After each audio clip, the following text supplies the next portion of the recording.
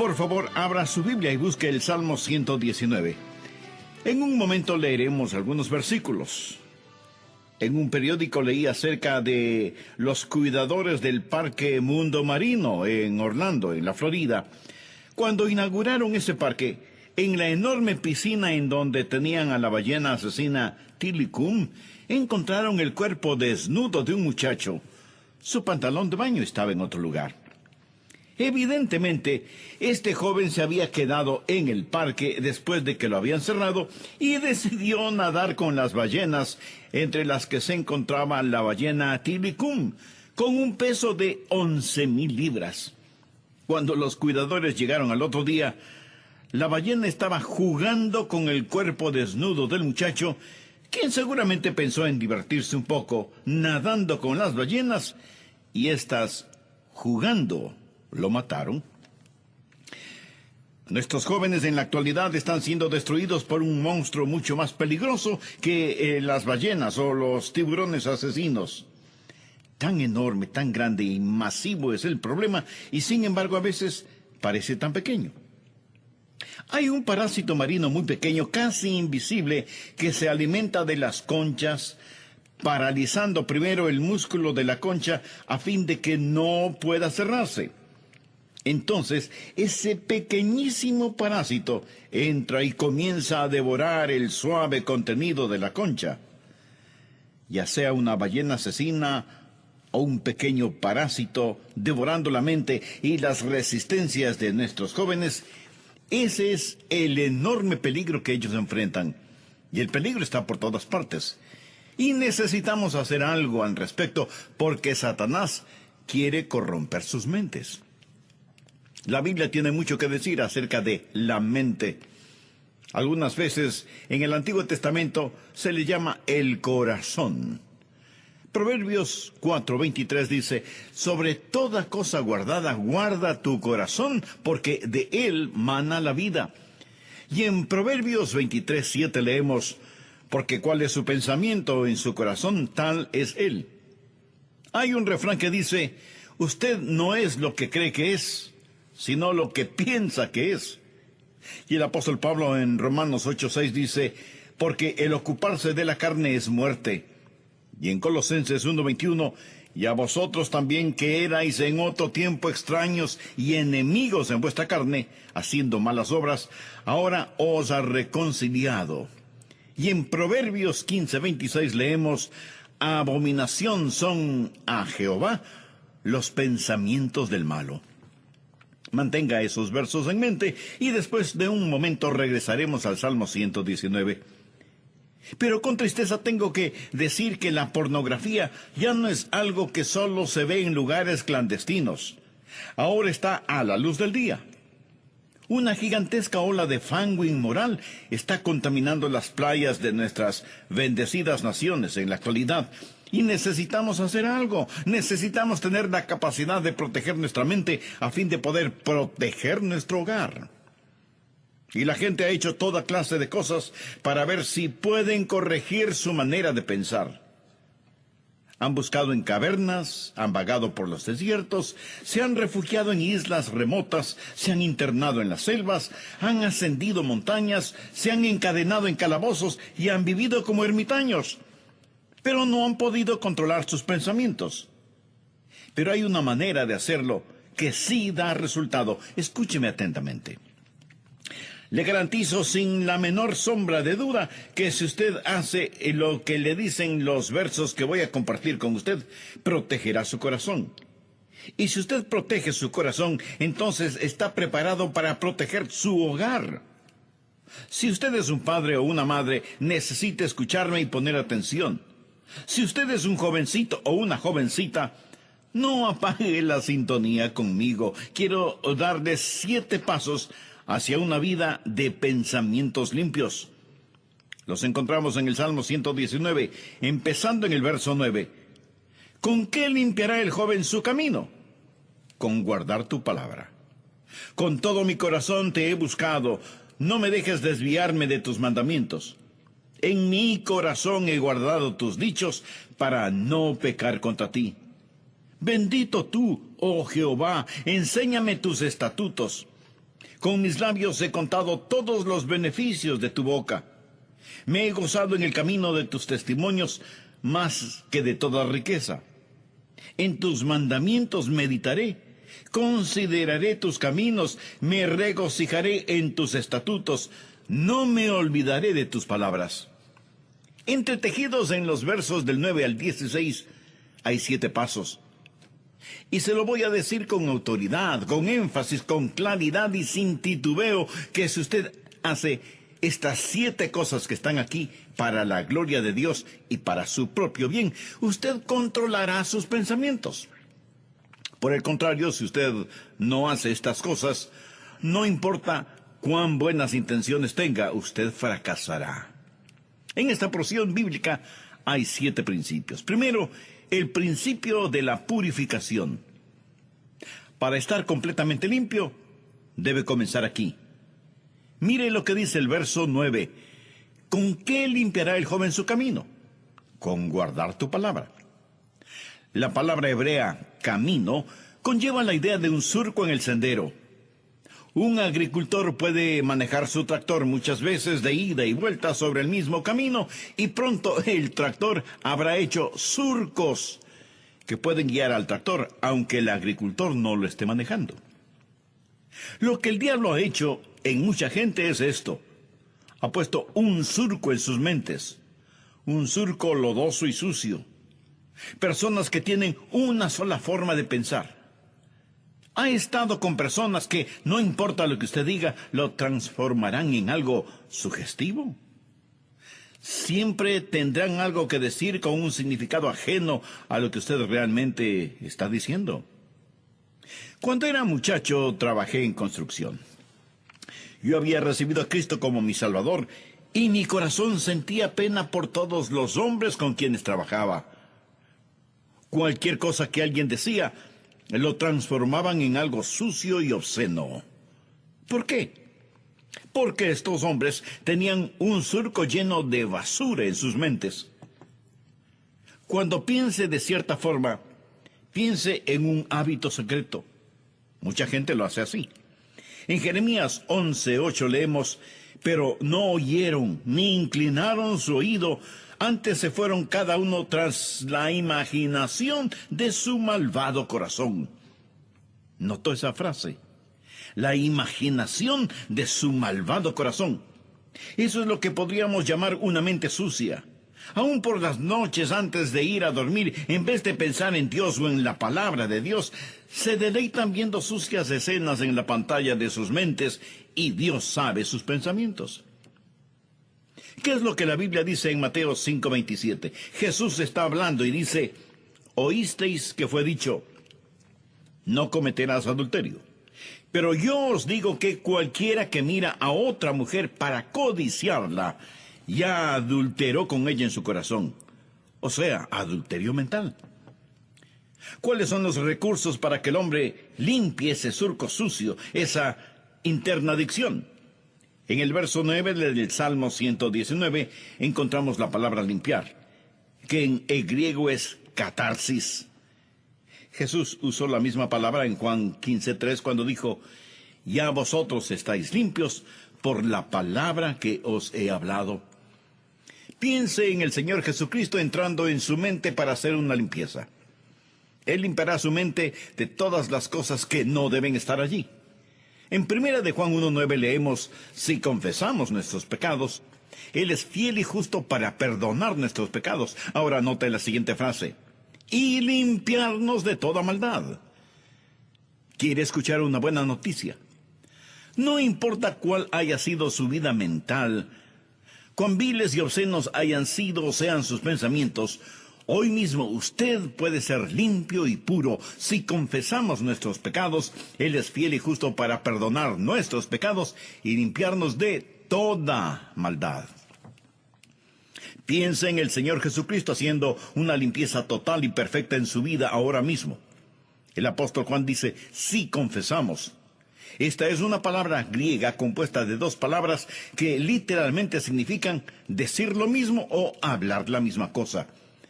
Una confesión de pecado no es necesariamente una admisión de pecado. Lo puede ser delante de un jurado, pero no delante de Dios. Y no es cuestión únicamente de que yo diga lo que he hecho, sino que estoy de acuerdo con Dios. Es admitir que he pecado, que he quebrantado las leyes de Dios, y cuando lo confieso todo delante de Dios, Él es fiel y justo para perdonar nuestros pecados y limpiarnos de toda maldad. Ahora, si todo lo que hace Dios es solo perdonarme, pero no me limpia, entonces eso no es suficiente, porque el problema seguirá existiendo internamente. Si Dios no le perdona y le limpia de acuerdo a su propia palabra, Dios sería injusto e infiel. Dios sería un mentiroso. Escúcheme. No importa lo que tenga en su mente, no importa la clase de surco que tenga, recuerde lo que la Biblia dice. ¿Con qué limpiará el joven su camino? Con guardar tu palabra. Es en la palabra de Dios que usted encontrará esa limpieza. Ya vosotros estáis limpios por la palabra que os he hablado, dijo Jesús. Si usted quiere tener victoria espiritual, ese es el primer paso, tener una mente limpia. Y no hay razón para que no la tenga. Usted puede hacerlo. Tal vez no quiera hacerlo, pero puede hacerlo. Y tenga su mente no vacía, sino perfectamente limpia. No solo en la manera de pensar, sino en cualquier otra cosa negativa, no confesada y no arrepentida, que le impide tener la victoria. Si usted no tiene victoria en esa área, no la podrá tener en ninguna otra área. Usted no puede tener una victoria segmentada. Si confesamos nuestros pecados, note que eso está en plural, no en singular. Si confesamos nuestros pecados, Él es fiel y justo para perdonar nuestros pecados y limpiarnos de toda maldad. Siendo solo un jovencito, fui pastor en una iglesia en Fellsmere, en la Florida. En el pueblo había un ingenio azucarero y yo iba a testificar a los trabajadores de ese complejo azucarero. Tenían un garaje bastante grande en donde reparaban los tractores y el equipo mecánico en general. Uno de los miembros de mi iglesia era el encargado de esa mecánica. Y usted nunca pensaría que en un garaje encontraría el sinónimo de limpieza. Pero la verdad es que ellos mantenían el piso de esa mecánica absolutamente limpio. No había grasa, aceite o basura por ninguna parte. Y las herramientas siempre estaban limpias y en el lugar apropiado. Al mirar y admirar cuán limpio y ordenado estaba todo, noté algo que me llamó poderosamente la atención. Cada esquina de ese garaje estaba pintada de color blanco brillante, y pregunté por qué. Y el hombre me dijo: he descubierto que si mantenemos las esquinas blancas y limpias, el resto del garaje estará también limpio.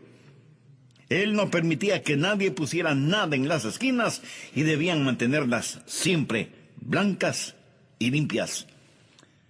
Amigo, mantenga las esquinas de su mente siempre limpias. No trate de limpiar solo lo del frente. Mantenga todo en orden y perfectamente limpio, tanto las cosas grandes como las cosas pequeñas. ¿Anhela usted ser perfectamente limpio? ¿Le gustaría decir que no hay ninguna basura entre su alma y su Salvador? No hay razón por la cual usted no pueda ser absoluta y totalmente limpio. Si confesamos nuestros pecados, Él es fiel y justo para perdonar nuestros pecados y limpiarnos de toda maldad. Ese es el primer paso, el principio de purificación. Ahora, veamos el verso 10, en donde encontramos el siguiente principio. Segundo, el principio de determinación. Determine el permanecer limpio. El verso 10 del Salmo 119 dice: con todo mi corazón te he buscado, no me dejes desviarme de tus mandamientos. Algunos nunca tienen la victoria. Y la razón por la que no la tienen es porque son solo medio corazón, en vez de ser todo corazón. Nadie nunca, jamás, ha ganado una victoria moral con solo medio corazón. Anota al margen los siguientes versículos. Deuteronomio 4:29. Mas si desde allí buscares a Jehová tu Dios, lo hallarás, si lo buscas de todo tu corazón y de toda tu alma. Y Santiago 4:8 dice, acercaos a Dios, y Él se acercará a vosotros. Pecadores, limpiad las manos, y vosotros, los de doble ánimo, purificad vuestros corazones. Daniel 1:8. Y Daniel propuso en su corazón no contaminarse. ¿Se ha propuesto usted en su corazón no contaminarse? Job en el capítulo 31, verso 1 dijo, hice pacto con mis ojos. ¿Cómo pues había yo de mirar a una virgen? Y el significado hebreo es, no codiciaré ninguna mujer, hice un pacto con mis ojos. Le pregunto, ¿ha hecho usted ese pacto?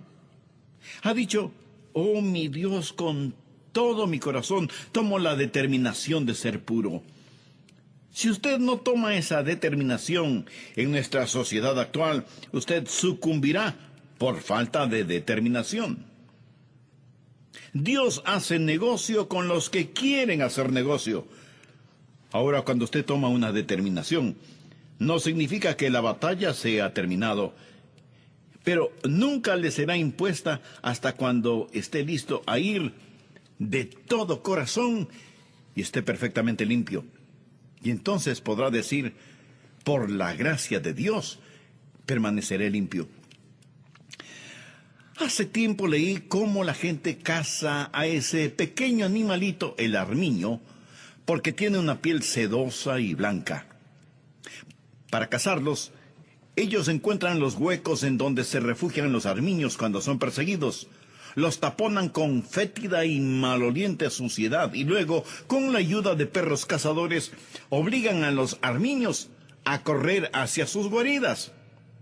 Pero cuando el armiño ve tanta suciedad taponando su cueva y dándose cuenta que ni siquiera puede entrar sin contaminarse y sin ensuciar su preciosa piel, en vez de ensuciarse prefieren enfrentar a los perros cazadores.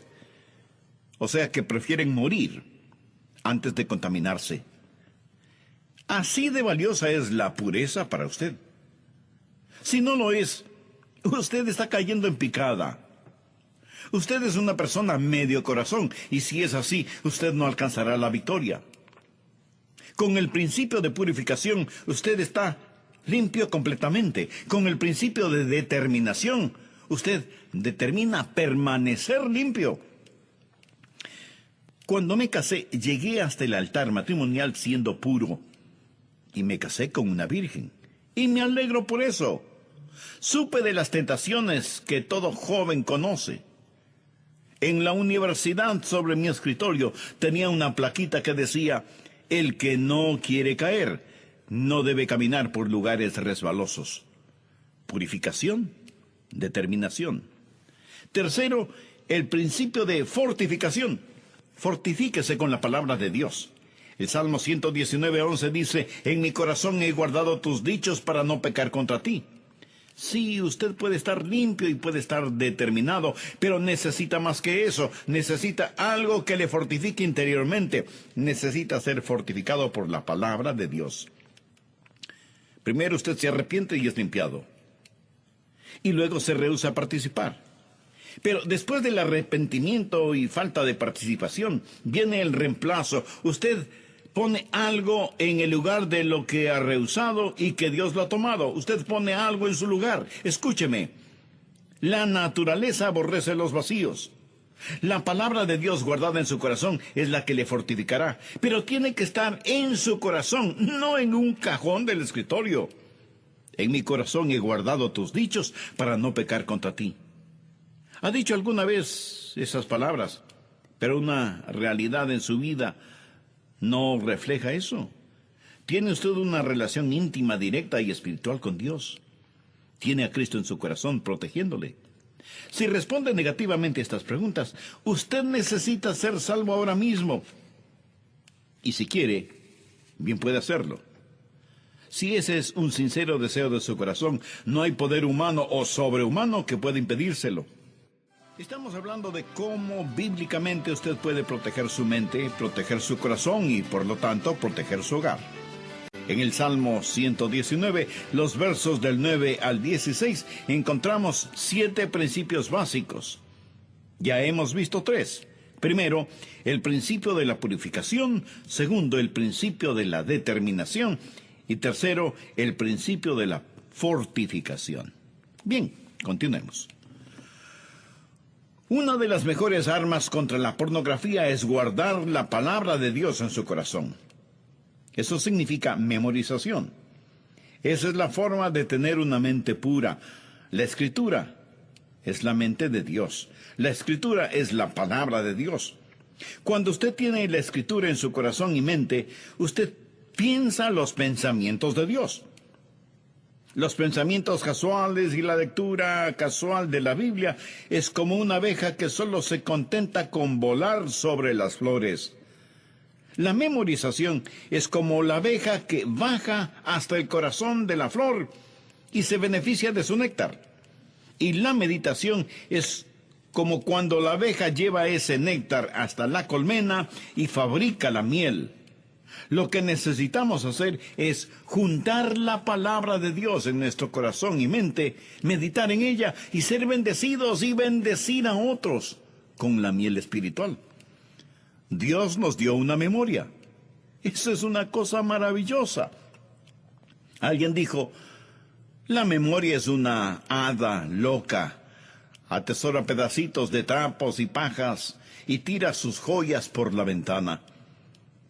Me imagino que la mayoría de ustedes recuerda la primera historia sucia que escuchó de joven. La primera cosa impura que se grabó en su mente. Lo recuerda, ¿verdad? La memoria está ahí.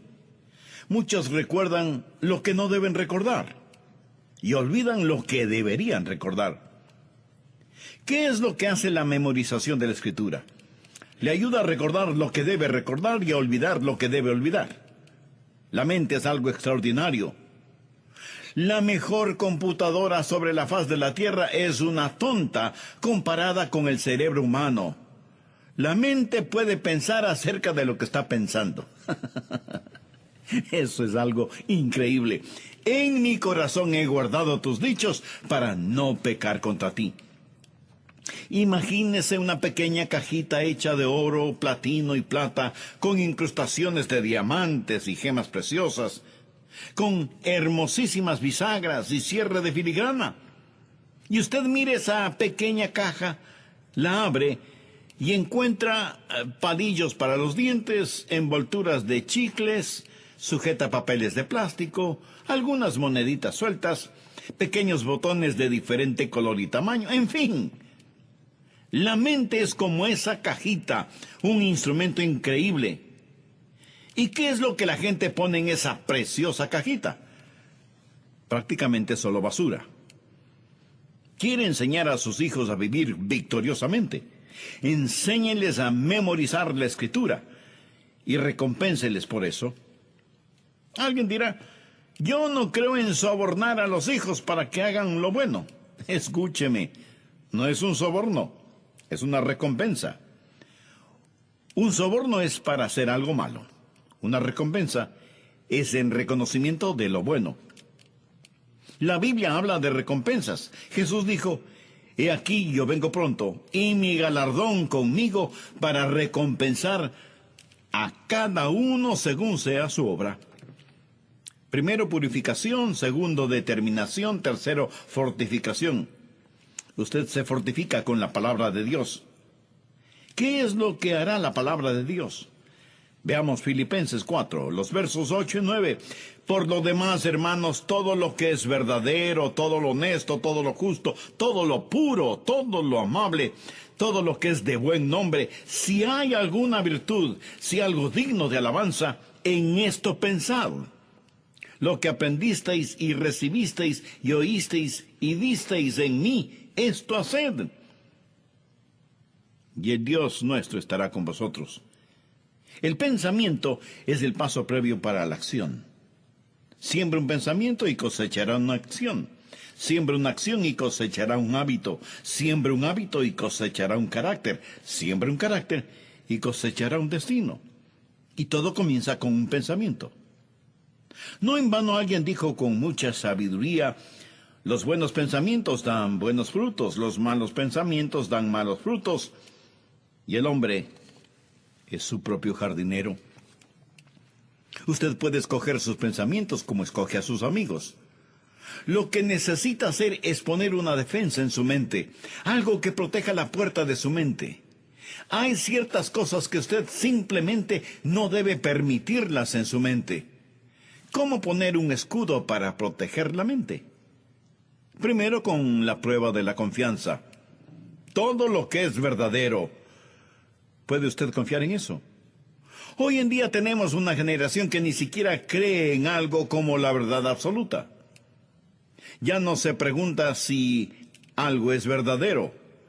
Ahora se pregunta si da resultados, si trabaja. La prueba de la confianza. Segundo, la prueba del respeto. Todo lo honesto. La palabra honesto en el idioma griego literalmente significa las cosas que son honorables, dignas de respeto. No deje que entre en su mente ninguna cosa deshonrosa. Tercero, la prueba de la justicia. Todo lo justo. La palabra justo aquí quiere decir todo lo que es o está derecho. No permita que ningún pensamiento torcido, deformado, entre en su mente. Cuarto, la prueba de la reverencia. Todo lo puro. La palabra puro conlleva la idea de lo que está libre de cualquier contaminación. Se la usaba en relación con los animales que estaban listos para ser sacrificados. En tiempos bíblicos, un animal que estuviera contaminado no servía para sacrificio. El animal tenía que ser puro, sin ninguna contaminación. Y tenía que ser puro porque iba a ser sacrificado a Dios. ¿Puede usted adorar a Dios con sus pensamientos? Quiero decir, con el Señor Jesús mirando su mente, ¿podría usted decir: Señor, ese es un pensamiento que estoy feliz de compartirlo contigo? Ese será un pensamiento puro. Quinto, la prueba de la relación. Todo lo amable. Esto no significa lo que es agradable para la vista. Eso es una combinación de dos palabras griegas que significan moverse hacia el amor.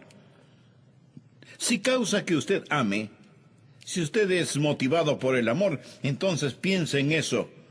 Recuerde que lo peor de la pornografía es que está diametralmente opuesta al amor. El amor quiere dar. La lujuria quiere poseer. La pornografía trata a las personas como objetos, cosas que deben ser usadas, en vez de verlas como personas que deben ser amadas.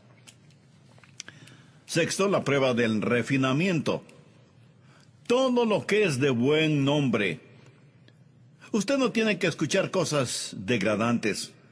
Alguien le puede decir: bueno, yo no sé por qué la gente me dice estas cosas todo el tiempo. Le diré por qué se lo dicen. Porque saben que pueden utilizar sus oídos como tarros de basura y que se pueden limpiar sus sucios pies en la alfombra de su mente. Si no es algo positivo y de buen nombre lo que le dicen, usted no tiene por qué escucharlo. Y para resumir todo esto, el apóstol dice: si hay virtud alguna, si algo digno de alabanza, en esto pensad. Dios nos hizo de tal manera que no podemos tener dos pensamientos al mismo tiempo. Si usted está pensando en lo que es bueno, no puede estar pensando en lo que es malo. Y la manera de no pensar en lo que es malo es estar pensando siempre en lo bueno. Elemental, ¿verdad?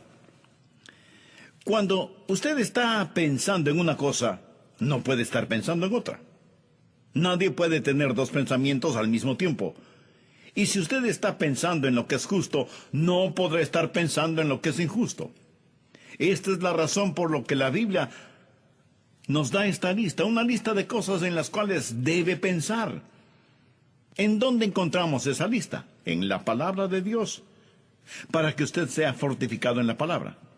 Porque cuando tiene la palabra de Dios en usted, tendrá los pensamientos de Dios. ¿Sabe la diferencia entre una persona no salvada y otra ya salvada y llena del Espíritu? Que ambas miran las cosas del mundo desde una perspectiva diferente. Y no solo es cuestión de qué piensa usted sobre algo, sino también cómo piensa usted en relación con ciertas cosas. Mentes cristianas y no cristianas pueden pensar sobre las mismas cosas, pero no piensan de la misma manera. Ahora, si usted está con su hijo o hija y algún objeto o material les bombardea los ojos, lo que debe hacer es hablar con sus hijos y decirles: queridos hijos, ¿qué es lo que dice la palabra de Dios sobre esto? Tenemos un discernimiento desde otro punto de vista. Nunca en forma voluntaria traiga a su mente cosas negativas, pero cuando tenga que enfrentarlas, usted las mira desde la óptica de la palabra de Dios. Ese es el principio de fortificación. Cuarto, el principio de la vitalidad. Salmo 119, 12. Bendito tú, oh Jehová, enséñame tus estatutos. ¿Qué es lo que debe hacer? Su fortaleza la convierte en oración y ora a Dios y le pide que ponga sus manos sobre usted. Los hechos y la memoria no son suficientes, aunque sean hechos bíblicos. Usted no puede separar la palabra de Dios del Dios de la palabra. Y debe orar para que la palabra de Dios sea real para usted. Y el Espíritu Santo en usted tomará la palabra de Dios, que es viva y eficaz y llena de vitalidad. Ore al Señor y pídale que le enseñe sus estatutos y hágalos reales y vitales en usted. Una vida a falta de oración es trágica, pero la falta de oración revela algo peor. Revela que estamos tan confiados creyendo que todo lo podemos hacer nosotros mismos. Usted atesora la palabra de Dios en su corazón y le pide al Dios de la palabra que le llene de vitalidad, que la haga real en su vida. No se contente con solo repetir versos memorizados, eso no es suficiente. Quinto, el principio de la verbalización. Esto sencillamente significa tener la palabra de Dios en sus labios. Veamos lo que dice el verso 13 del Salmo 119. Con mis labios he contado todos tus juicios de tu boca. Comience a verbalizar la palabra. Cuando la memoriza, verbalícela. La confesión y la profesión van juntas. Usted toma la palabra de Dios y comienza a compartirla con otras personas. O hable con Dios. O cántele. Las palabras de muchos himnos y cantos espirituales son porciones directas de la Biblia.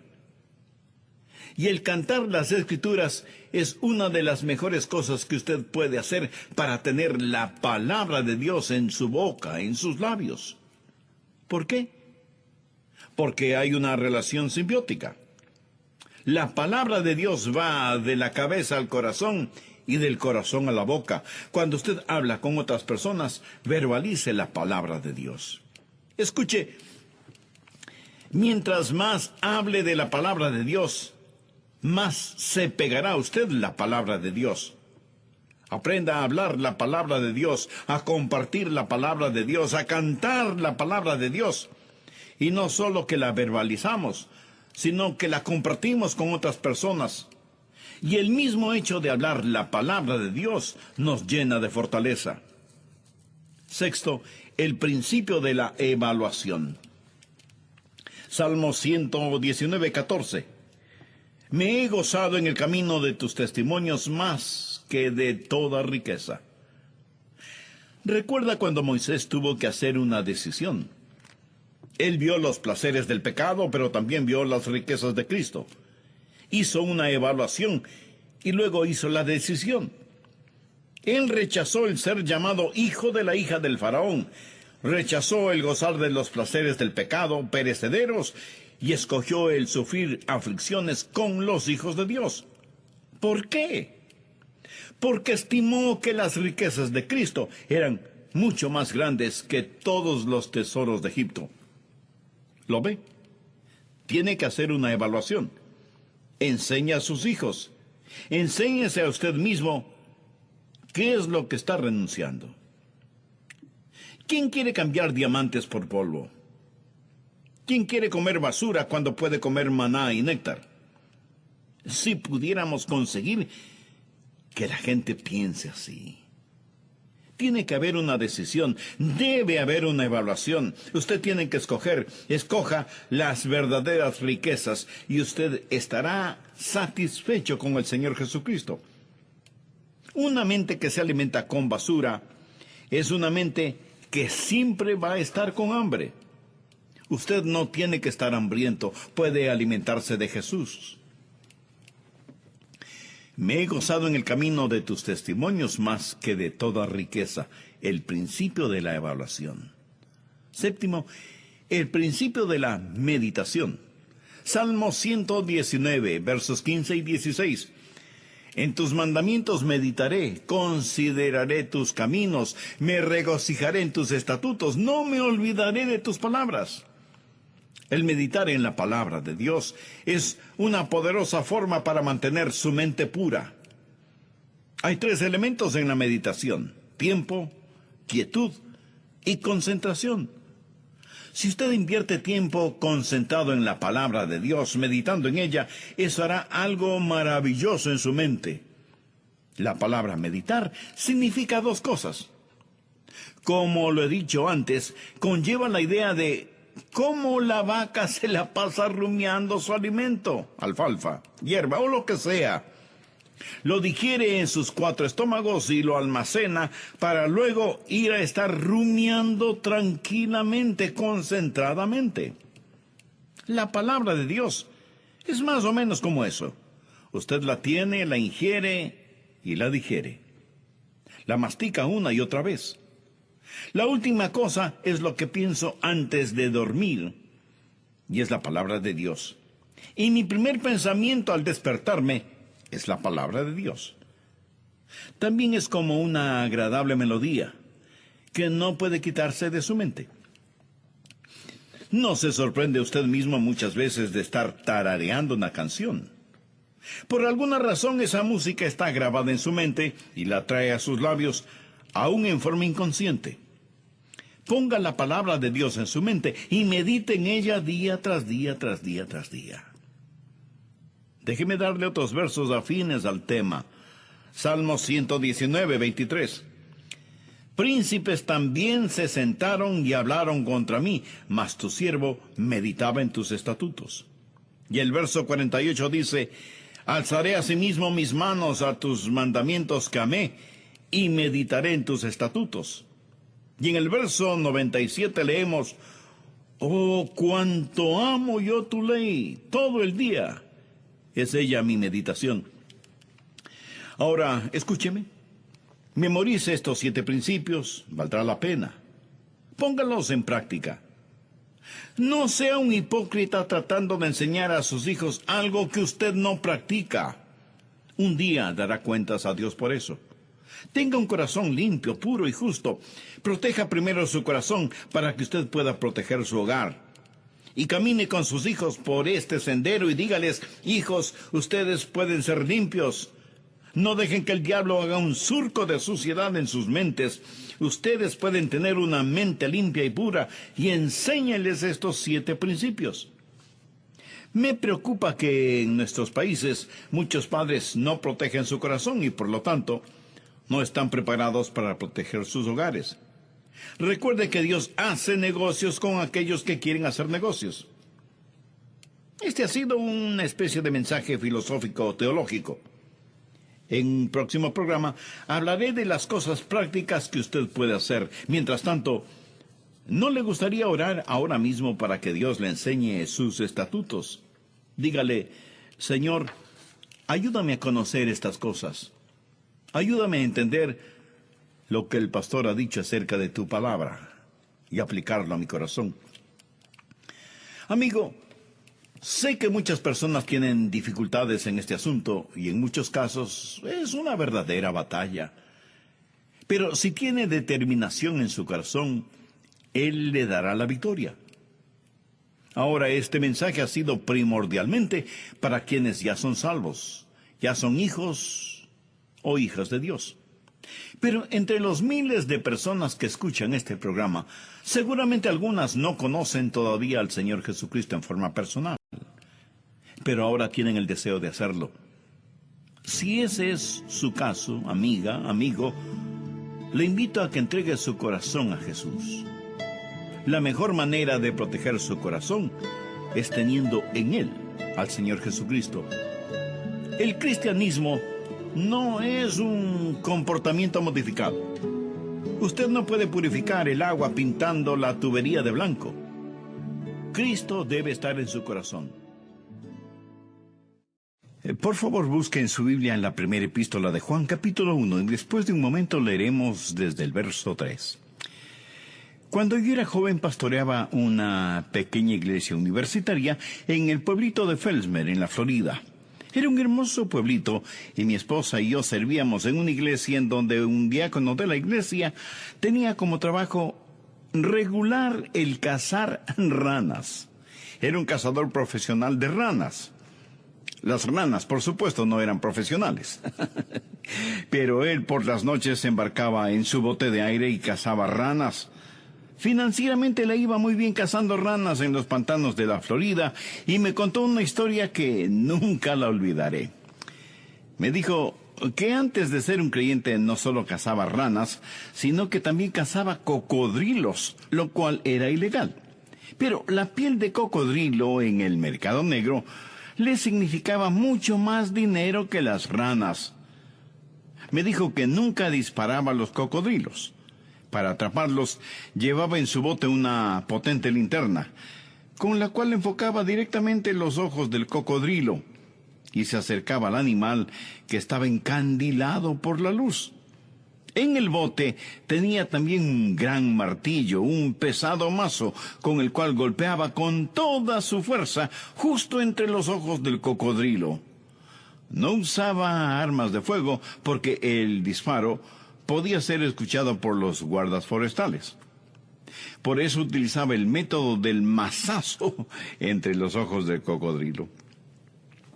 Quiero decirle que este diácono no era muy grande, era más bien pequeño, delgado pero musculoso. Y me dijo que un día vio el más grande cocodrilo que haya visto en su vida, y que le pagarían un magnífico precio por él. Así que apagó el motor de su bote, se puso junto al cocodrilo, tomó el mazo y con gran impulso y todas sus fuerzas quiso golpear al animal entre los ojos, pero al último momento el cocodrilo se movió y por el impulso que tenía se cayó del bote y él se vio de pronto cabalgando sobre la áspera piel del cocodrilo. Y esta es la parte de su historia que más me gusta. Él me dijo: pastor, yo estuve de regreso en mi bote sin siquiera mojarme. He pensado en esta historia muchas veces porque se parece mucho a la vida cristiana. Un creyente puede resbalar y caer en pecado, pero un verdadero hijo de Dios temerá al pecado como ese diácono tuvo temor del cocodrilo. Un verdadero hijo de Dios, aunque resbale y caiga, tiene el profundo deseo de levantarse nuevamente. Y de eso quiero hablarle ahora. ¿Qué sucede cuando usted resbala? Me refiero a lo espiritual. ¿Qué pasa cuando usted cae? ¿Qué sucede cuando usted se encuentra, por así decirlo, cabalgando sobre el cocodrilo? Veamos lo que nos dice Primera de Juan 1:3. Lo que hemos visto y oído, eso os anunciamos, para que también vosotros tengáis comunión con nosotros. Y nuestra comunión verdaderamente es con el Padre y con su Hijo Jesucristo. Juan nos dice cómo tener comunión con los hermanos y hermanas en Cristo y con Dios el Padre. Y en el verso 4 añade: estas cosas os escribimos para que vuestro gozo sea cumplido. La manera de tener gozo total es teniendo comunión con Dios y con los hermanos y hermanas en Cristo. Y vean lo que dice en los versos del 5 al 7. Este es el mensaje que hemos oído de Él y os anunciamos: Dios es luz, y no hay ningunas tinieblas en él. Si decimos que tenemos comunión con él y andamos en tinieblas, mentimos y no practicamos la verdad. Pero si andamos en luz como él está en luz, tenemos comunión unos con otros, y la sangre de Jesucristo, su Hijo, nos limpia de todo pecado. Mi amigo, la fórmula para la comunión es una vida limpia. Vea lo que dicen los versos del 8 al 10. Si decimos que no tenemos pecado, nos engañamos a nosotros mismos y la verdad no está en nosotros. Si confesamos nuestros pecados, Él es fiel y justo para perdonar nuestros pecados y limpiarnos de toda maldad. Si decimos que no hemos pecado, le hacemos a Él mentiroso y su palabra no está en nosotros. La vida es corta. La muerte es segura. El pecado es la maldición. Cristo es la cura. Todos sabemos eso. Sabemos lo que es el pecado, la cosa más devastadora del mundo. Pero, ¿cómo enfrentar específicamente al pecado? Primero tiene que entender que el pecado es eso. Pecado. Dios perdona el pecado. Dios no perdona los errores. Y no estoy diciendo que Dios no le juzga por sus errores, especialmente cuando esos errores conducen al pecado o son en sí mismo pecado. Pero si usted llama a sus pecados errores, entonces nunca los enfrentará. Necesitamos llamar al pecado, pecado. Hay personas a quienes les enseñaron que el hombre es solo el resultado de fuerzas ciegas, que todo simplemente sucedió, que nada más nada da como resultado todo, y que todos estamos aquí como consecuencia de esa fuerza ciega. Bueno, si usted cree eso, entonces usted no cree en el pecado. ¿Usted cree que lo que llamamos pecado es solo un incidente o un accidente, o simplemente un estorbo en el camino del hombre que dice que está progresando? Algunos enseñan que salimos de una especie de caldo primitivo, pero que estamos en un camino ascendente. Pero no estamos progresando ni como raza ni como ninguna otra cosa. El hombre comenzó en perfección, hecho a la imagen de Dios. Y es el pecado el que ha arruinado a la raza humana.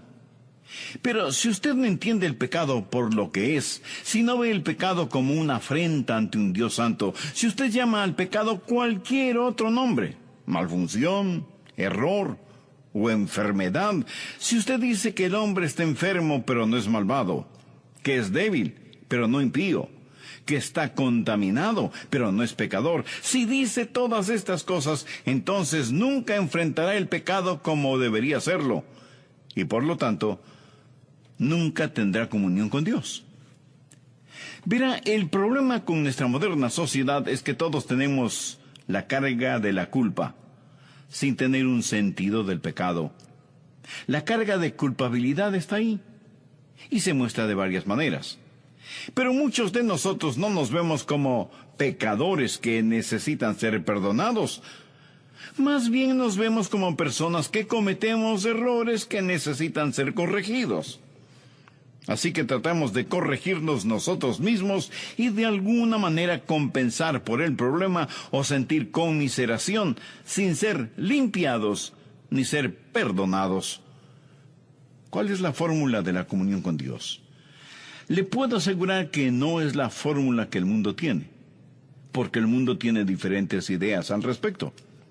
Los evolucionistas creen que el hombre está en un camino ascendente hacia la perfección y que el tiempo se encargará de ello. El problema con esta manera de pensar es que mientras más avanza la sociedad, más profundo nos hundimos. Y si usted cree que King Kong es su primo, está en su pleno derecho de creerlo. Además, usted conoce a sus ancestros mejor que yo. Yo no creo eso. Es más, rechazo con todo mi ser esta clase de mitología simiesca. Los evolucionistas nunca ven el pecado por lo que es. Y luego tenemos los educadores. Dicen que la educación se va a encargar del asunto del pecado. Bueno, si eso es verdad, entonces debemos pensar que la gente que tiene mayores conocimientos será la menos pecadora. Bueno, aplique eso a la Alemania nazi. Probablemente ninguna nación en el mundo ha tenido el nivel de educación superior que tuvo Alemania cuando Hitler llegó al poder. Cuando estuve en la universidad tomé un curso en filosofía y mi profesor de filosofía, a quien admiraba, también me enseñó griego. Y me decía, este es un hombre que tiene su mente llena de conocimientos. Un día este hombre se fue a un lugar solitario, cubrió el suelo con varios periódicos, puso un revólver sobre su sien y se quitó la vida. Filósofo, políglota, conocedor de lenguas bíblicas, sabía muchísimo. Pero para él la educación no fue la respuesta. Y los científicos nos dicen que el problema del hombre está en sus genes defectuosos. Que si de alguna manera pudiéramos ser genéticamente diseñados, podríamos resolver el problema del pecado. Si pudiéramos unir en matrimonio a Superman con la mujer biónica, entonces tal vez resolveríamos el problema del pecado. Pero todos aquellos que son superdotados, o los más atractivos o atractivas, o los que son fuertes físicamente, o los que son más ágiles o más veloces, ellos siguen teniendo el problema del pecado. Los sociólogos nos dicen que el problema es del medio ambiente. Si eso es verdad, entonces ¿por qué aquellos que disfrutan del mejor medio ambiente no han podido eliminar el problema del pecado? Y recuerde, nadie jamás ha tenido un mejor ambiente que Adán y Eva. Y sin embargo, pecaron. Permítame darle unos versículos que muestran cómo Dios maneja su pecado cuando usted es salvado. Hebreos 8:12 dice, y nunca más me acordaré de sus pecados y de sus iniquidades. Piensa en eso. Sus pecados, sus iniquidades, no serán recordados por Dios. Y en Isaías 43:25, Dios dice, Yo soy el que borro tus rebeliones por amor de mí mismo, y no me acordaré de tus pecados. Una y otra vez Dios dice que no se acordará de nuestros pecados, que los pondrá en la tumba de su olvido. Si usted es salvo, Dios le ha perdonado sus pecados, todos sus pecados, por toda la eternidad. Ahora, eso no significa de ninguna manera que Dios olvida intelectualmente. Dios, por ser Dios, jamás puede aprender algo, así como tampoco jamás puede olvidar algo, porque Él lo sabe todo y nada escapa a su conocimiento. Cuando Dios dice que olvidará nuestros pecados, no significa que no los recordará intelectualmente. En ese sentido de la palabra, Dios no puede olvidar nada. Si pudiera, tendría que cambiar. Y Dios es un Dios que no cambia. Ahora escúcheme. Dios los recuerda como pecados perdonados. Y por lo tanto, lo que Dios ha olvidado como pecado, yo puedo olvidarlo como pecado, aunque puedo recordar mi pecado intelectualmente. Usted me pregunta, Pastor Adrián, ¿puede recordar cuando dijo una mentira, o tuvo un pensamiento de lascivia, o cuando perdió la paciencia, o cuando se llenó de orgullo? Sí, lo recuerdo, pero gracias a Dios que los recuerdo como pecados perdonados. Los recuerdo como pecados enterrados en la tumba del olvido de Dios. Así que cuando usted se salva, cuando viene al Señor Jesucristo, cuando nace de nuevo, todos sus pecados son perdonados. Isaías 1:18 dice, si vuestros pecados fueren como la grana, como la nieve serán emblanquecidos. Sus pecados, pasados, presentes y futuros, nunca jamás serán traídos contra usted. El apóstol Pablo en Romanos 4:8 dice, bienaventurado el varón a quien el Señor no inculpa de pecado. Dios nunca lo hará. Ese pecado está perdonado y olvidado. Pero no solo el pecado que usted ha cometido, sino el que también ha omitido, tanto y en cuanto venga usted punitivamente. Y no solo que su pasado está perdonado, sino que su futuro está asegurado. Bien, habiendo dicho eso, deseo que mire atentamente lo que dicen los versos 6 y 7. Si decimos que tenemos comunión con Él y andamos en tinieblas, mentimos y no practicamos la verdad. Pero si andamos en luz como Él está en luz, tenemos comunión unos con otros, y la sangre de Jesucristo, su Hijo, nos limpia de todo pecado. Usted dirá, Pastor Rogers, pensé que usted dijo que cuando nos salvamos todos nuestros pecados son enterrados en la tumba del olvido de Dios, y ahora vuelve a mencionar el pecado en la vida de los hijos de Dios. Mi amigo, usted tiene que entender que el Hijo de Dios conoce a Dios de dos maneras. Mire lo que dice el verso 6. Si decimos que tenemos comunión con Él y andamos en tinieblas, mentimos. Tenemos una relación filial con el Padre cuando nacemos de nuevo. Cuando nazco en la familia de Dios, vengo a ser hijo de Dios y punto. Una vez nacido en la familia de Dios, usted no puede desnacer de la familia de Dios. Pero hay también la comunión. Si decimos que tenemos comunión con Él y andamos en tinieblas, mentimos y no practicamos la verdad. Déjeme ilustrar este punto. Yo fui un Rogers desde el mismo momento en que nací en la familia Rogers. Nunca puedo no haber nacido. Y no importa lo que haga, siempre seré el hijo de mi padre. ¿Verdad? Cuando usted es salvado, nace en la familia de Dios y nunca jamás puede desnacer de la familia de Dios. ¿Está claro? Bien, esa es su condición de hijo. Pero si usted desobedece a su Padre Celestial, entonces hablamos de comunión. Su condición de hijo es para siempre. La comunión cambia. Le explico. Nací en la familia Rogers, por lo tanto soy un Rogers. Esa es mi condición de hijo, y lo será por toda la eternidad.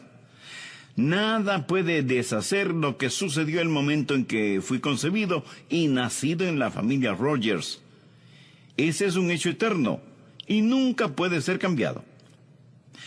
Pero hubo un momento cuando mi papá me dijo que cortar el césped y yo no lo corté. O me pidió que limpiara el garaje y yo no lo hice. O me ordenó que hiciera esto o aquello y yo no le hice caso. Entonces la comunión cambia. Mi condición de hijo no cambia, pero la comunión sí. Y mi padre sabía muy bien cómo aplicar la regla de la disciplina en el lugar donde la espalda pierde su elegante nombre. Y sabía hacerlo muy bien. Por supuesto, entonces eso a mí no me gustaba en absoluto. La Biblia dice en Hebreos 12:11, es verdad que ninguna disciplina al presente parece ser causa de gozo, sino de tristeza, pero después da fruto apacible de justicia a los que en ella son ejercitados. Dios, como un Padre amoroso, disciplina a quienes ha recibido como hijos. La condición de hijo está determinada por el nacimiento, pero la comunión está determinada por si obedecemos o no las instrucciones del Padre. Solo se puede tener comunión con Dios cuando uno es hijo de Dios, partícipe de la naturaleza divina y miembro de la familia de Dios. Busque 1 de Juan 1:3. Si andamos en la luz, como Él está en luz, tenemos comunión unos con otros, y la sangre de Jesucristo su Hijo nos limpia de todo pecado. Por favor, note que una cosa es el ser hijo, y otra cosa es el tener comunión. Bien, hay 3 cosas que me gustaría que aprenda, 3 cosas que las encontramos en la primera epístola de Juan, 3 cosas maravillosas que usted debe aprender si quiere tener comunión y permanecer en comunión con Dios el Padre. Primero, su pecado debe ser expuesto a la luz. Aquí hay algo muy interesante. Mire las dos palabras iniciales del verso 6. Si decimos. Estas mismas palabras se repiten en el verso 8 y en el verso 10. Si decimos. ¿Ahora de qué está hablando? Está hablando de personas que de alguna manera niegan su pecado. Uno podría pensar que el apóstol Juan estuvo en una reunión de testimonios y escuchó a la gente decir una cosa cuando él sabía que todo lo contrario era la verdad. Y esa es la evolución de la mentira. Ahora, cuando un hijo de Dios mancha su corazón con el pecado, muchas veces comienza a mentir a las demás personas. Vea lo que dice el verso 6. Si decimos que tenemos comunión con Él y andamos en tinieblas, mentimos y no practicamos la verdad. Lo que sucede es lo siguiente. Un hombre o una mujer, un niño o una niña es realmente salvo, nacido de nuevo, sus pecados han sido perdonados y olvidados, pero entonces deja que algún pecado entre en su corazón y su vida, y va a la iglesia el domingo por la mañana, participa del servicio, canta con los demás, da sus diezmos, toma notas del mensaje. Al finalizar, algunos hermanos le preguntan, ¿cómo está? Oh, estoy muy bien, gracias. ¿Caminando victoriosamente? Por supuesto que sí. ¿Se da cuenta? Está mintiendo, y él o ella lo saben, pero comienzan a mentir a los demás porque no puede o no quiere confesar lo que hay en su corazón. Y muchos de quienes me escuchan en este mismo momento se encuentran en la misma condición. Saben que su corazón no está bien con Dios, pero no quieren que ninguna persona lo sepa. Pero usted sabe que su corazón no está bien con Dios. Y no quiere que ni su cónyuge, ni sus hijos, ni sus parientes, ni el pastor, ni los hermanos en la iglesia sepan de su pecado. Así que comienza a actuar como si todo estuviera muy bien. Y seguramente estoy poniendo el dedo sobre la llaga este mismo instante, sobre la vida de muchos de nuestros oyentes. Así que primero comenzamos a mentir a los demás. Ahora mire el verso 8. Si decimos que no tenemos pecado, nos engañamos a nosotros mismos. Si usted dice una mentira repetidamente, va a comenzar a creerla. Va a empezar a decir, está bien, estoy en lo correcto. Y va a empezar a razonar su pecado y a engañarse a usted mismo. Se vuelve un esquizofrénico espiritual. Se miente a usted mismo. Y en verdad ese es el camino hacia la depresión y la fatiga mental. Pero aún no hemos terminado. Veamos el verso 10. Si decimos que no tenemos pecado, le hacemos a él mentiroso y su palabra no está en nosotros. O sea, terminamos en controversia con Dios. Y lo que es peor, terminamos mintiendo a Dios, o al menos creyendo que podemos mentir a Dios. Lo que necesitamos hacer es exponer el pecado a la luz. Y eso es lo que quiero que usted haga. Usted dirá, pastor, ¿está tratando de hacerme sentir mal? No, de ninguna manera. Estoy tratando de mostrarle cómo tener comunión con Dios. Estoy tratando de que usted, después de escuchar este programa, pueda decir, estoy totalmente, absolutamente limpio, tengo comunión con Dios y con los demás. Pero el pecado tiene que ser expuesto a la luz. Si andamos en luz, como Él está en luz, tenemos comunión unos con otros. ¿Qué es lo que hace la luz? La luz simplemente revela lo que está mal. Mientras más acerca un objeto a una luz brillante, más visibles serán las imperfecciones de ese objeto. Si quiere saber si hay pecado en su vida y en su corazón, expóngase a la luz, dígale al Espíritu Santo de Dios, examíname, oh Dios, y conoce mi corazón, pruébame y conoce mis pensamientos, y ve si hay en mí camino de perversidad. Abra su corazón a la luz de Dios ahora mismo. Preséntese a Dios. No tiene que hacer una morbosa introspección de usted mismo. Sencillamente pídale a Dios que le revele su pecado, porque si andamos en luz como Él está en luz, tenemos comunión unos con otros. Ahora usted necesita aprender la diferencia entre la convicción del Espíritu Santo y la acusación de Satanás. Esto es clave porque si usted no entiende este punto, va a perder algo muy, muy importante. El Espíritu Santo le convence a usted de su pecado. El diablo le acusa de su pecado. En esto hay una enorme diferencia. ¿Cómo el Espíritu Santo le convence de pecado? Cuando usted abre su vida a la luz, cuando usted dice, aquí estoy, Señor, examíname. Primero el Espíritu Santo le convencerá de su pecado legítimamente.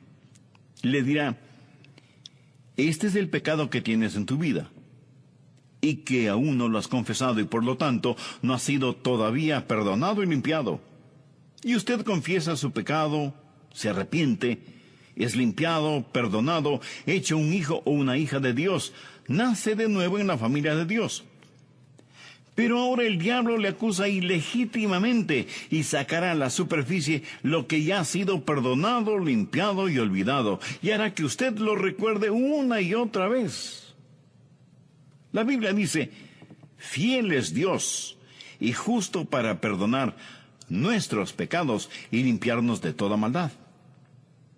Ahora, suponga que usted ha dicho una mentira. Digamos que le ha mentido a su esposa.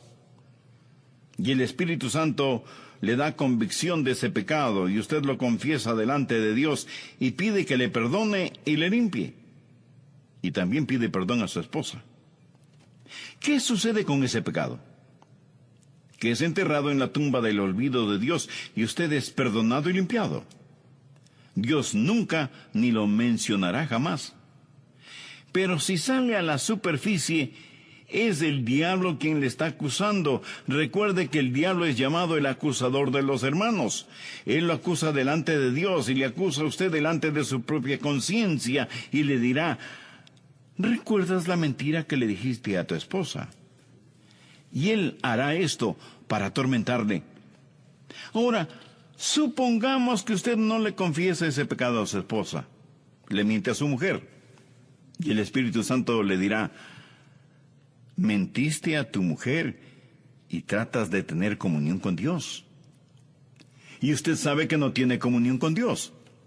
La luz de la santidad de Dios le está diciendo que mintió a su esposa. Eso es convicción provocada por el Espíritu Santo y es una convicción legítima. Pero el Espíritu Santo no solo le dará una convicción legítima, sino que también le dará una convicción específica. Cuando el diablo le acusa, como no puede acusarle de algo que Dios ya le ha perdonado, entonces Satanás le acusará en forma general. Le dirá, por ejemplo, tú eres malo, no eres digno de nada, tienes una naturaleza vil y pecadora. Dios de ninguna manera puede amar a una persona como tú. ¿Sabe que hay mucha gente que vive bajo la opresión de Satanás? El diablo ha dado a estas personas una visión negativa de ellas mismas y viven satánicamente oprimidas. Pero el Espíritu Santo de Dios no le da una convicción general, sino específica. Su naturaleza pecaminosa está bajo la sangre de Cristo. Usted es ahora partícipe de la naturaleza divina. Pero el diablo no quiere que usted entienda esto. Por eso le susurra a usted que no es bueno. Y quiere que usted se sienta mal espiritual y físicamente. El Espíritu Santo es como un hábil cirujano. Pone su mano donde duele, empuja. Y usted dice, eso duele. Bueno, es ahí en donde está el pecado. Y el Espíritu Santo lo identifica por nombre. No trate de enfrentar sus pecados diciéndole a Dios, Dios, si he pecado, perdóname. Ese es un pedido inútil. Usted tiene que decir, Dios, he mentido, o he sido cruel, o he sido deshonesto, O miré con deleite algo que no debía mirar. Señor, he adulterado, o he robado, o deshonré a alguien. Perdóname. ¿Lo entiende? Usted nombra específicamente su o sus pecados para que le sean perdonados, porque de esa manera trabaja la convicción del Espíritu Santo. Ahora tampoco es cuestión de que usted vaya por ahí diciendo: oh, debo de ser culpable de algo. Señor, perdóname mis pecados, cualesquiera que sean. Yo no los recuerdo, pero me siento terrible espiritualmente. Es el diablo el que le está haciendo sentir mal. El Espíritu Santo le dará convicción solo de pecados que no han sido confesados. Le dirá exactamente cuáles son, los identificará por nombre, lugar y fecha, y de esa manera usted sabrá de lo que ha sido perdonado y limpiado. Así que el Espíritu Santo no solo le convence legítima y específicamente, sino que también le convence para redimirle.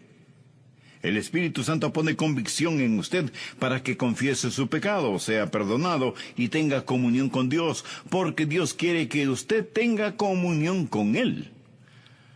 Cuando Dios le trata a usted como a hijo, es porque quiere restaurarle a la comunión. Se quebranta el corazón de Dios cuando la comunión se rompe. Y Él le dirá exactamente lo que usted ha hecho, y por medio de su Santo Espíritu le convencerá para redimirle, mientras que Satanás siempre tratará de acusarle para destruirle.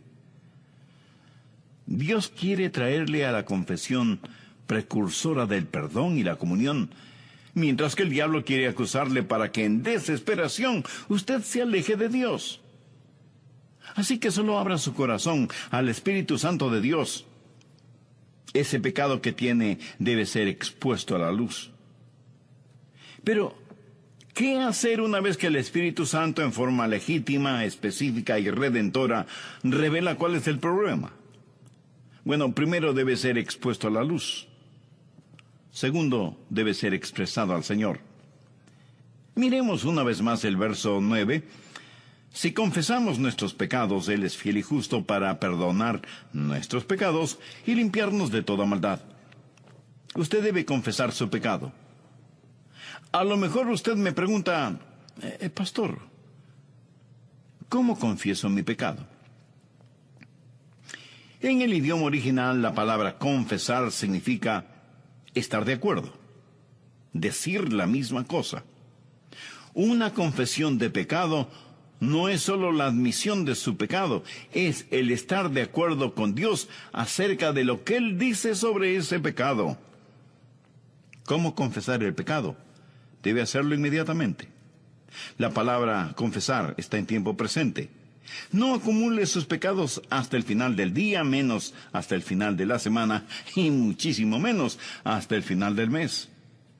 Dice la Biblia, si confesamos, tiempo presente, algo que demanda acción inmediata. Cuando alguna cosa minúscula entra en su ojo durante el día, usted no dice que se limpiará el ojo por la noche o al día siguiente. No. Usted trata de limpiar su ojo inmediatamente, porque de lo contrario su ojo se irritará. Esa es la forma en que debe tratar con el pecado, inmediatamente. Muchos de nosotros parece que estamos en una montaña rusa.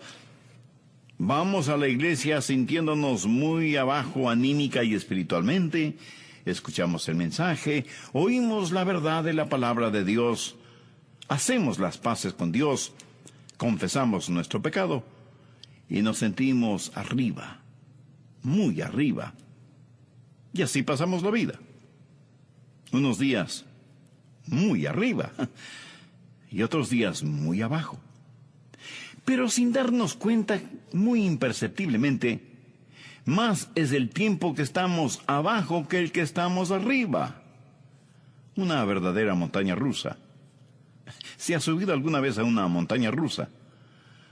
Mucha gente parece que disfruta vivir de esa manera.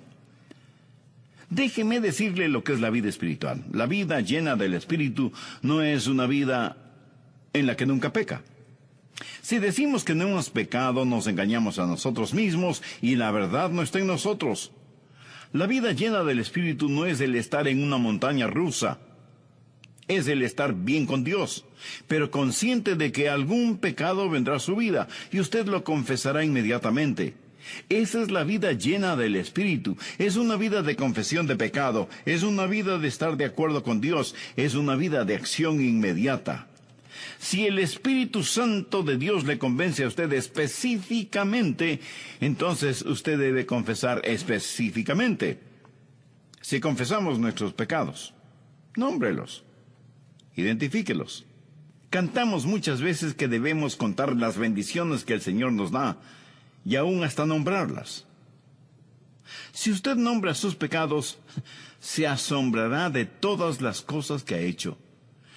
Pero qué gran alivio es cuando usted ha confesado sus pecados delante de Dios en forma específica, y el Espíritu Santo le ha convencido para que lo haga inmediatamente y confiadamente. Si confesamos nuestros pecados, Él es fiel y justo para perdonar nuestros pecados. ¿No le maravilla eso? Él es fiel y justo para perdonar nuestros pecados. Si Dios no le perdonara y limpiara, sería un mentiroso charlatán. Sería infiel e injusto. Pero la Biblia dice que Él es fiel y justo. ¿Por qué? Porque Jesús murió por esos pecados y usted puede ser absoluta y totalmente limpio. Y lo que Dios declara limpio, que ningún hombre se atreva a llamarlo sucio. Él es fiel y justo para perdonar nuestros pecados y limpiarnos de toda maldad. Esa es una maravillosa forma de vivir, porque cuando estamos limpios, ¿qué sucede? Que tenemos comunión con Dios y comunión unos con otros. Y no hay nada comparable a estar limpios delante de Dios. Dígame, ¿cómo se siente usted cuando se da un buen baño por la mañana? Pues se siente limpio, fresco, hasta rejuvenecido. Estar limpio y en paz con Dios, Él nos limpia de toda maldad. Estar en comunión con Dios. Amigo, amiga, le invito a tener un momento de oración. Querido Dios, gracias por tu palabra. Oro este momento por los muchos que están escuchando este mensaje, para que puedan conocer el genuino gozo de saber que su carga de pecado ha sido levantada, y que a pesar que al diablo le gusta acusar, sin embargo tu amor puede redarguir de pecado, perdonar, olvidar, limpiar y restaurar. Pido que tu Santo Espíritu se mueva entre nuestros oyentes para que muchos de ellos busquen el tener verdadera comunión contigo al arrepentirse de sus pecados y recibir a Cristo en sus vidas como Salvador y Señor. Padre, te pido estos favores con acción de gracias en el nombre de tu amado Hijo Jesucristo. Amén. Amiga, amigo, si usted por fe hizo la decisión espiritual de aceptar a Cristo en su corazón y le invitó para que Él sea el control central en su vida, mucho le agradeceré que nos escriba y comparta con nosotros su decisión para gozarnos con usted y tener el privilegio de orar por usted y su nueva vida y comunión en y con el Señor Jesucristo.